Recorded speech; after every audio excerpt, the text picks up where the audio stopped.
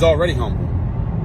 His confidence should not shake you or make you uncomfortable. It didn't make you uncomfortable when Joe Burrow was confident. It didn't make you uncomfortable when Baker Mayfield was confident. It doesn't make you uncomfortable when another quarterback whose last name isn't Sanders walks around and feels that they can be a franchise quarterback because their tape says they can. Shedeur Sanders' talent, his tape, and his pedigree is what gets some guys opportunities in the NFL that maybe they haven't earned. He earned this opportunity, and it's absolutely ridiculous that he's fallen out of the first 3 rounds of the draft. I'll see you guys soon on Out of Pocket with RG3. Peace. Shedeur Sanders not getting drafted in the first 3 rounds is disgusting. Let's talk about what it means. I've never been a Sanders, but I've been a backup quarterback in the National Football League. More than the pride being hurt, the opportunity has now been hurt. When you're a backup quarterback, you are much more easily discarded. If you're going to get drafted in the 4th round or later, you are being drafted to be a backup. Think about the quarterbacks drafted after the 3rd round that are currently starting or potentially have the opportunity to start. Dak Prescott, he only started because Tony Romo got hurt. Kirk Cousins, he only started because Robert Griffin got hurt. Brock Purdy, he only started because Trey Lance got hurt. Jimmy Garoppolo got hurt. If you get drafted after the 3rd round, you do not have an opportunity to start, barring an unforeseen injury. So even more than Shedeur's pride might be hurt, Deion's pride might be hurt, the opportunities are squandered. And most importantly, bro, they discard you quickly in the 4th round. Like, if you're not good as a 5th, 6th, 7th round pick, you on practice squad or you cut. 1st round pick, if you're not good, you got year after year after year. You have a much longer leash. Bro, this is not good for Shedeur, man. Like, I've never been a Sanders. I've been a backup, and I've been friends with backups. This not good, man. It's not good. Hold on, I got to stop my workout for this one. Tyler Shuck drafted ahead of Shedeur Sanders. What the heck? First off, let me start with this. Tyler Shuck's 25. Quarterbacks drafted age 25 or later have not had success in the National Football League. They just haven't. Whether it be Stetson Bennett, Brandon Whedon, Jared Hall, Hendon Hooker, they just haven't done anything in the National Football League. Furthermore, I watched Tyler Shuck's tape again. I'm a college football analyst.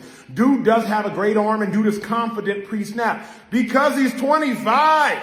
He's seen every defense college can throw at you. He was in college forever. Now, no knock on Tyler Shuck, but the dude does not handle pressure well in the pocket. When I think about Tyler Shuck and I think about Shedeur Sanders, Tyler Shuck is not better than Shedeur Sanders. He's just not. Debate Jackson Dart if you want to. That's a debate worthy of having. But Tyler Shuck is not better than Shedeur Sanders. At this junction in time, it's gone too far. Now the question is, why in the world is this happening? From everything I'm hearing from people inside the NFL and people inside the buildings, they do not believe that Shedeur Sanders is worthy of all the attention that comes with Shedeur Sanders. But this is crazy, yo. This is crazy. Before I do, Ocho, in all my years that I go back to like really following the draft and understanding where players are going getting drafted, back in '87, in almost 40 years, I've never seen anything like this. Yeah.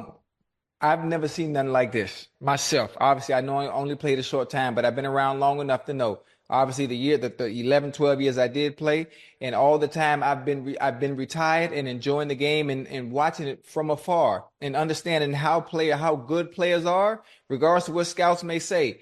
The eye in the sky doesn't lie. I watched Shedeur play from high school to college at Jackson State to what he was able to do at Colorado. I want everybody to understand that you're never bigger than the program. You'll never be bigger than the program no matter who you are. And they will show you. They will always remind you at any given time if at any point you think you are bigger than the program. And that is all we're seeing. That's all we're seeing right now. Joe, that is all we are seeing right now, regardless of who you are. There's some things I think Prime might have said. I don't want to quote it, but where he said it similar to. There's some places I don't want to go. We're not going to go. Bingo. What Archie Manning said when it came to Eli. Same thing. No different. Anyway, I got something today I really want to read. Chad, I want you to listen to me real quick. I'm not here to stir up. I'm happy for everybody that got drafted. I want you to listen to something that was sent to me on Instagram. Chad, y'all stay with me real quick and just listen to me very, very closely. What we are witnessing once again is the machinery of a system that has never quite known what to do with a free black man, much less than a free black family. The NFL, with all its pageantry and power, finds itself uncomfortable, even threatened when the likes of the Sanders family walk into a room, not asking for a seat at the table, but daring to bring their own. Deion, Shedeur, this family has refused to shrink to fit the confines laid out for them. And so the machine does what it has always done. It seeks to diminish, to distort, to remind them and us that there is still a place for black folk, and it's not at the head of the table. But the tragedy, you see, is not in their refusal to bow, but is in the nation's fear of black excellence unchained. The fear that has always been the real danger, not the power of our stride, but the shadow we cast when we stand upright, unafraid, and unapologetically ourselves. Yeah. I was talking to my sister. She said, "Well, you think Shedeur?" I said, "Libby, I'm gonna be honest with you. If he don't go in the second round, I think he might slide out of the third." Unc, it's all a game. It's all a game. I look, Ocho, It's a game. your draft story, my brother's draft story was a lot different than mine. My brother Yes, didn't sir. have to wait long. First round, 7th pick, Mhm. boom, he gone. Mhm. On a plane to Green Bay, boom. You, second round. Hey, with red flags, with character issues, school to school, bounce from over and over. Why'd he go here? Why'd he go here? Bad. Still, second round. We taking a chance on him. There ain't no off the field issues with Shedeur. Nope. No issues, no nothing. Oh, he's arrogant. Oh, he's Good, cocky. great. I have a question. What was Johnny Manziel? Oh, give you one better. What was Baker Mayfield. What was Baker Mayfield? Okay, now, what I will say, when it comes to college and you watch film, that motherfucker, Johnny Manziel and Baker Mayfield, boy, they played what they were absolutely awesome. Yes.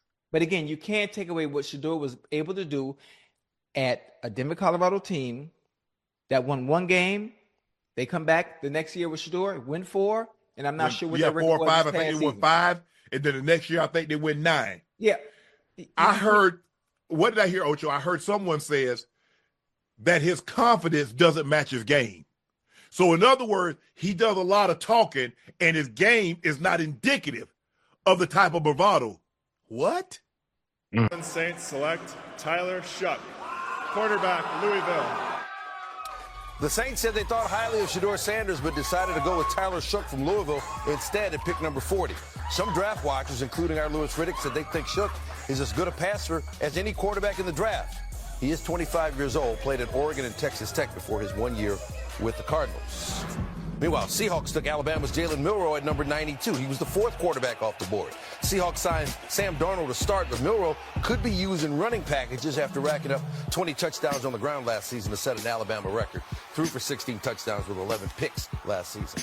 At number 94, the Browns also took a quarterback, Dylan Gabriel from Oregon. He was the 5th quarterback off the board. Gabriel was Big Ten's Offensive Player of the Year and led the Ducks to a conference title. Head coach Kevin Stefanski says every quarterback on the roster will compete to start while Deshaun Watson continues recovering from a torn Achilles. A few more notable storylines from day 2 of the draft. Ohio State's Quinshon Judkins and Travion Henderson became the first running backs drafted from the same school within the first 2 rounds, since Nick Chubb and Sony Michel were both drafted out of Georgia in 2018, also by the Browns and Patriots. Steelers only had 1 pick Friday. They didn't use it on Shedeur Sanders or any other quarterback. Instead, they picked Iowa running back Caleb Johnson in the 3rd round at number 83 overall.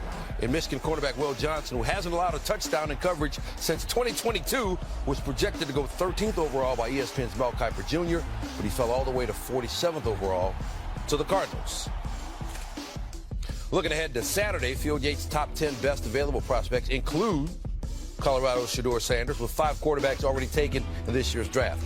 ESPN's final draft day predictor gave Sanders a 97% chance to be taken in the 1st round and had no simulations in which he was still on the board at pick number 55.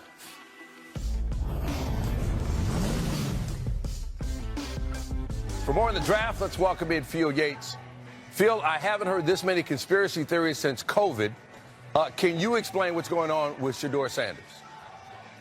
Yes, Dan, I wish I had a better answer for you, to be entirely candid. I had Shedeur Sanders as the 16th rated player on my big board coming into this draft process. I thought there was a chance that Shedeur Sanders could go late in the first round. He actually was 29th in my final mock draft. I don't have an explanation now for the fact that Shedeur Sanders is still available, with 102 players already having heard their names called so far in this draft. If you go back to last season, you can go back to any of the 4 seasons that Shedeur Sanders played college football. What you see is one of the most talented pocket passers in all of FBS, at least these past 2 years at Colorado. He was the only FBS passer to complete over 80% of his passes when he wasn't under duress last season. I figured he would definitely hear his name at some point called today, and it turns out I was flat out wrong. But there's still 4 more rounds to go, Field, and you have to figure somebody's going to pick Sanders at some point. So now how does falling to day 3 affect the number of suitors who might choose him now? Yeah, I think the reality is once we get to day 3 of the NFL draft, teams are going to be drafting much more for value than just need. And I think as a result of that, there are teams that aren't necessarily